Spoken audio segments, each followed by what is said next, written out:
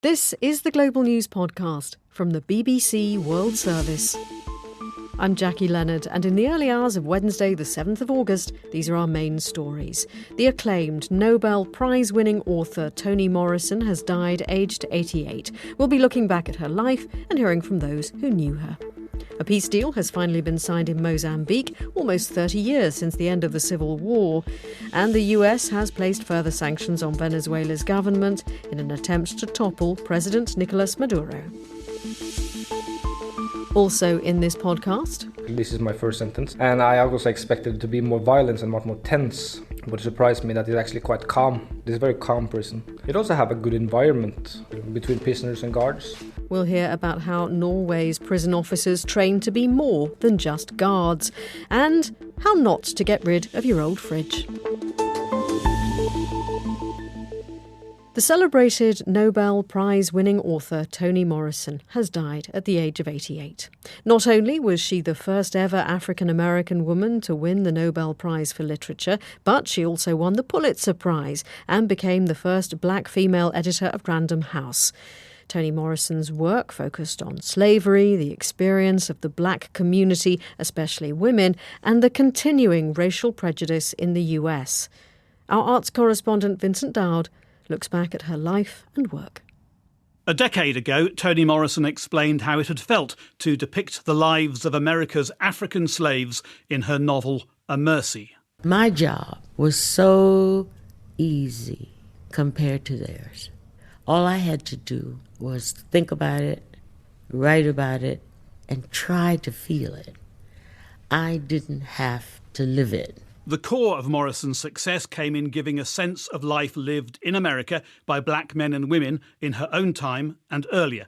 Chloe Wofford, her original name, was born in Lorain, Ohio. Her father was a welder. She soon realised her family life was not reflected in books. What I felt was that vacancy about our story, my story, that wasn't anywhere, because I was a very avid reader, and the book wasn't there. And if it had been, I think I probably wouldn't have been a writer at all. I would just remained a reader. She went to college and headed into an academic career, but she made the jump to publishing and encouraged black authors. Reaching 40, Toni Morrison started her own writing career. Probably the best-known novel remains Beloved, which came out in 1987. I didn't have time to explain before because it had to be done quick. She had to be safe, and I put her where she would be. But my love was tough. Toni Morrison was now a major American author, read around the world. In 1993, the Nobel Prize for Literature made her the first black female laureate in any category. Morrison was always resolute in her independence. She recalled the slogan, "Black is beautiful," which she considered trite and condescending. Is that what makes us human? Acceptable? It was part of what I really despised, which was addressing white people. No, I know I'm beautiful. I'm not talking to white people. I'm talking in my books. I'm reading them. So I'm talking to me, which means I'm talking to black people. At news of her death, former President Barack Obama said of Toni Morrison in a tweet, "Her writing was a beautiful, meaningful challenge to our conscience and our moral imagination." That was Vincent Dowd. But what was Toni Morrison like for those who knew her? Paul Henley spoke to poet and author Nikki Giovanni, someone who was a good friend of Toni Morrison for over 40 years. When I received a call this morning that Toni had transitioned, tears just flew out of my eyes. I am incredibly sad. And I mean no quarrel. I mean actually just being sad. But, Toni hasn't left us. Toni has no more left us than Shakespeare has left us, than Jesus has left us. She will always be with us, and she will always be alive with us, and her stories will always be alive, because any great storyteller, which Toni was, any great truth teller, which Toni was, and in terms of friends, one day I too will transition, and with any luck I'll get to visit with Toni, but because she's going to heaven, I always know I'm going to hell because I dislike so many people, but it's just she has not left us. And so when we say what does it mean to literature? What she has given to literature is a seed that will continue to grow. How did you first meet? Because she's one of the two writers, actually, that I tracked. When I read The Bluest Eye, I lived in New York. I lived on 92nd Street, and she was an editor at Random. I read The Bluest Eye, and it was like, I want to meet this person. And so what I did was I walked from 92nd all the way down to Random House. And I got there, and they had a guard then. It wasn't as crazy as it is now, but they had a guard, and the guard is like, what can I do for you? And I said, I want to meet Toni Morrison. And he said, is she expecting you? And I said, no. Does she know you? I said, I don't think so. And he said, well, can I have your name? And I gave him my name. And she came down, and we went to a coffee shop. And I was thrilled that she actually knew something. She knew my work, some of my work at least. You But I had to successfully tell her- stalked her, didn't you, effectively? I stalked her, yeah. I actually did, and I wanted my book signed. I wanted a first edition signed. And we became friends because I guess the term would be fell in love. I just thought most fascinating writer. We continue to be friends. I adored her. Nikki Giovanni talking about her friend, Toni Morrison, who's died aged 88. 27 years ago, Mozambique's civil war came to an end, but it took until Tuesday for an official peace deal to be signed.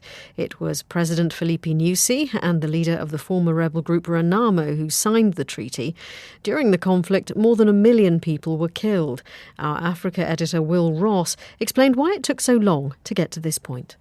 The differences between the former rebel group Renamo and the government have really gone on for many years. And after the peace deal, the initial one in 1992, there were elections, several elections that Renamo kept losing. They felt that some of those elections were rigged. They also felt that they weren't getting a sort of fair slice of the economic pie, as it were, of the country. So some of them went back to the bush, and ever since then, really, there have been skirmishes, and they got much worse in about 2014, 15 and 16.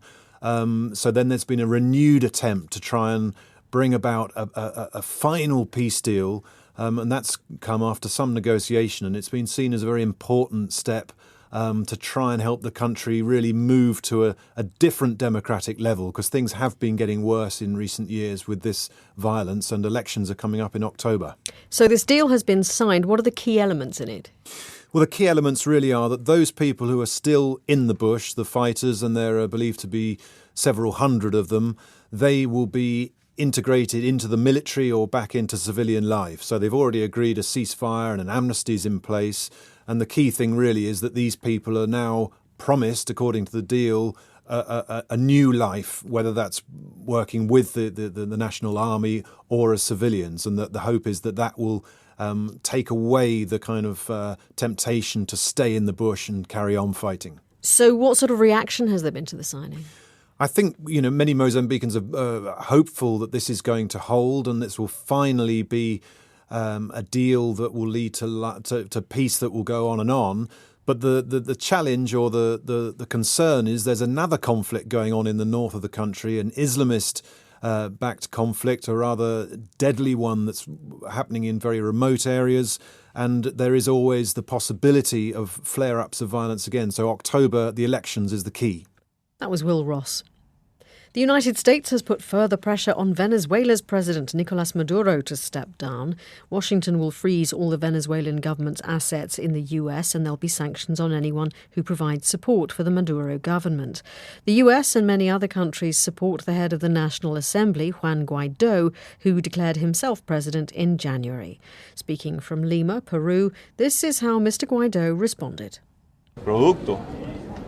As a result of the protection of assets, the first thing we should say is that today what we've been fighting for is guaranteed, which is saving Venezuela's overseas assets to be able to use them in Venezuela's recovery.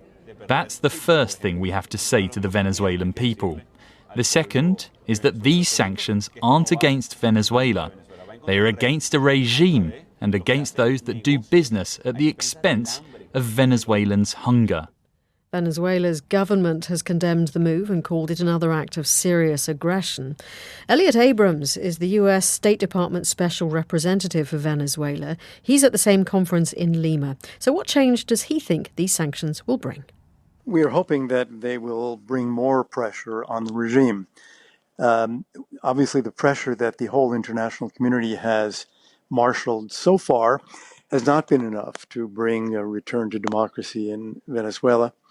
And the hope is that, as the Colombian foreign minister said at the gathering here, more sanctions, he said it 3 times, will produce the effect that we all want, which is the beginning of a democratic transition. The sanctions only affect the government, the regime, and we have very carefully given all sorts of licenses to guarantee that it doesn't affect that the sanctions don't affect the people. There are always exceptions for humanitarian goods, humanitarian organizations, NGOs. The regime, if it wanted to, could buy food and medicine in the United States anytime.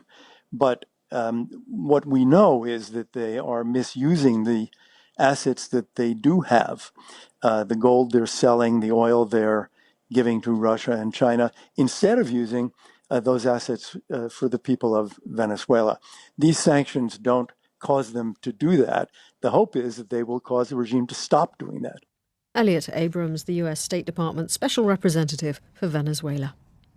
There has been widespread outrage after a photo surfaced of 2 white mounted police officers in Texas who tied a rope around a black suspect and led him through the city of Galveston. The Galveston chief apologised but said the officers did not have malicious intent.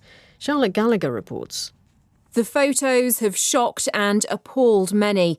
They show 2 white officers on horseback leading a black man behind them, a rope around his wrists.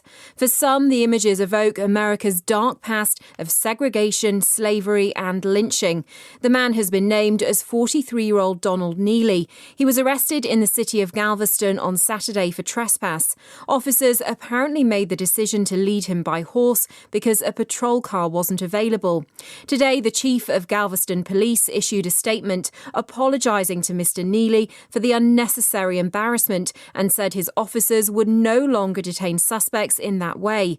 The case coincides with a national discussion of how police in the US treat black people. Some social media users have said the white man accused of mass murder in El Paso was treated with more dignity than a black man accused of trespass. Charlotte Gallagher. Still to come in this podcast. They look a little bit like a cross between an armadillo and a dinosaur, or maybe a weaponized caterpillar.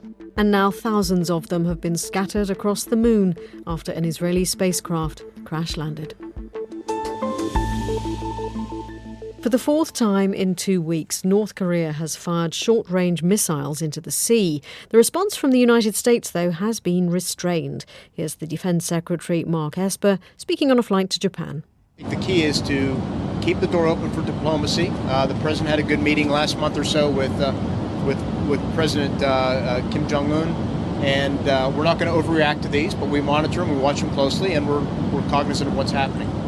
And the US National Security Advisor John Bolton says Donald Trump and Kim Jong-un have an understanding that Pyongyang will not launch longer-range intercontinental ballistic missiles.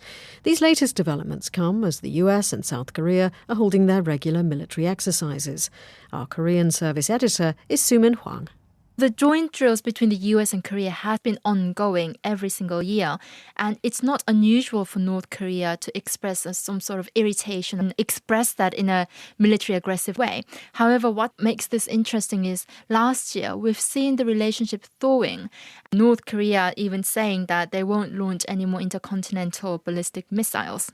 Now, North Korea is in a way threatening that, look, we've promised this, but you might not get this anymore. Now, it's interesting because John Bolton on Fox TV has said today that Trump and Kim have an understanding and that North Korea won't fire a long-range missile. North Korean TV, though, has been saying that North Korea will not be constrained. 2 quite different messages. What we're seeing here is a very subtle negotiation going on between the two countries.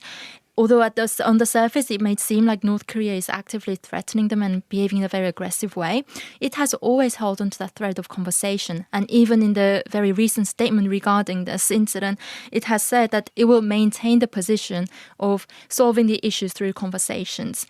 What also we need to remember is that when North Korea fires such missiles, it's got two audiences. One is to the US and South Korea, giving its warning, but also it's a message for North Koreans itself. Last year, Kim Jong-un has promised its people the economic revival. However, he did not get that yet. The sanctions had been increased, which had put on a lot of strain on the economies of North Korea. So in a way, Kim Jong-un is saying to its people, look, I'm still a powerful leader, and although the economic sanctions may have posed some difficulties, I still have this negotiating asset. That was Sumin Hwang. Now, if you've been paying attention to the Global News podcast recently, you might have heard a report about Norway's justice model, which focuses on rehabilitation rather than retribution. When Norway moved away from a punitive lock-up approach 20 years ago, it sharply reduced the number of inmates who reoffend after release.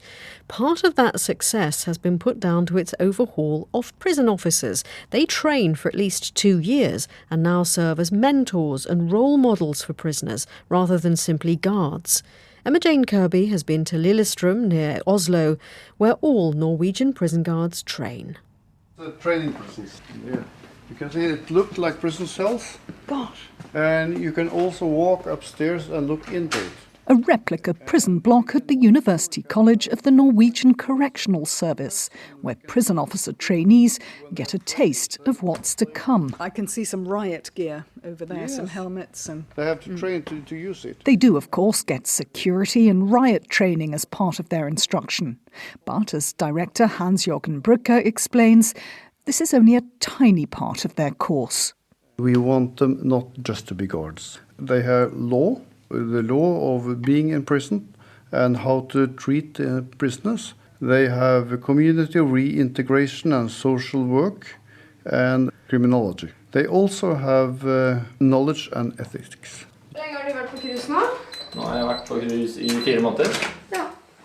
Trainee prison guard Jon Fredrik Andersen, flanked by experienced officer Linn Andreasen, has just started a year's placement at Halden High Security Prison.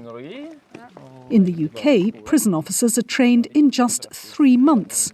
Jon Fredrik's training will take 2 to 3 years. Right now, I don't feel ready for all the things this kind of job puts you into. So I think 3 months sounds like, well, how can you learn to treat people in crisis in 3 months? We like to use the term officer because a guard is just a part of it. You have to be a psychologist, you have to be a helper in every kind of way. You have to think about how you say things, why you're saying things. We have to be a role model for the inmates. Take your big toes together, your bum behind. At the open-air yoga class, barefoot murderers and drug smugglers and their prison officers obediently stretch into child's pose at the instructor's command. Just breathe. Halden's governor, Are Hudal, explains prison officers here have to be actively involved in the inmates' lives. Okay, is okay? We are together all day with inmates, all day, from morning until evening. We call that dynamic security. We are together with them in a positive way. Getting back, and then you're putting your arms forward. The dynamic security seems to keep things calm. We don't have violence. We don't have violence against officers. We have some incident where the inmate is spitting on the officers, but we have some threats, of course, but fighting against officers, we don't have that. This is my first sentence and possibly my only one. And I also expected it to be more violent and much more tense, but it surprised me that it's actually quite calm. It's a very calm prison. It also have a good environment between prisoners and guards. That's Kim, who's serving 17 years for murder. He's one of 258 inmates here, and there are 290 prison staff, that's officers, teachers and workshop tutors, working around him. Kim's a little ambivalent about the close contact system. They try to interact. Some prisoner likes it, some prisoners don't. It's a good thing that you interact, but not too much. Because you always have that, even though I'm a prisoner, also skeptical to guards. Like, how much can I trust you? What will you do if I open up myself? Will you use it against me later on? Stuff like this. So yeah, it is kind of a two-edged sword, if you can say it like this. Yeah. That was one of Norway's prisoners, ending that report by Emma-Jane Kirby. Now, if you plan on getting rid of any kitchen appliances anytime soon, you might want to think carefully about how you dispose of them. A man in Spain who was filmed throwing a fridge down a ravine and joking about recycling probably wishes he had. Our Europe regional editor Mike Sanders has been looking at the video that began the downward spiral. Reciclando. Vamos a reciclarla. This is the soundtrack of the moment Mario heaved a fridge over a roadside barrier and sent it tumbling down a hillside. The video, shot by his associates, soon surfaced on social media. Police from Seprona, the Nature Protection Unit in Almeria in southern Spain, had little trouble tracking him down. His van's registration plates were clearly visible. Officers made them both go back to the ravine and haul the fridge and a discarded washing machine up to the roadside and away. To add to the humiliation, they filmed them doing it and posted the footage alongside the original video. The firm Mario worked for is also in trouble. Officers found 70 old appliances stored there with no record of any proper disposal for the past 10 years. Each offence could entail a fine of up to $50,000. Not to mention the social opprobrium. Mario told a newspaper that he'd gone into hiding to avoid the backlash. He said he'd been pilloried worse than killers, thieves or politicians. Mike Sanders reporting. An Israeli spacecraft which crash-landed on the moon contained a bank of information including DNA samples and thousands of tardigrades, which are now stranded up there. But what are tardigrades? Chloe Tilley spoke to Nova Spivak, who founded the Arch Mission Foundation. The DNA bank on the lander was one of their projects. He spoke to her from Beijing. Tardigrades are perhaps the most durable form of life that can survive practically any type of planetary apocalypse that you can throw at them. They're microscopic. They look a little bit like a cross between an armadillo and a dinosaur, or maybe a weaponized caterpillar. They are multicellular, and they are capable of going into a state of suspended animation. And in fact, they can even survive in space in that state. And so that is why you decided to send them up to the moon in this project. Just explain what the project was. Well, the Arch Mission Foundation is archiving the heritage of our planet. Essentially, we are building a backup of planet Earth, both our knowledge and our biology.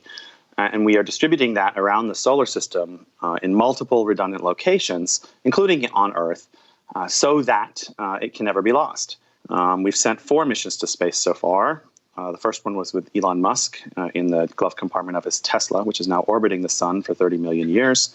We also put the Wikipedia in orbit around Earth. Then we landed, or I should say crash landed, a 30 million page lunar library on the moon with Space IL in April.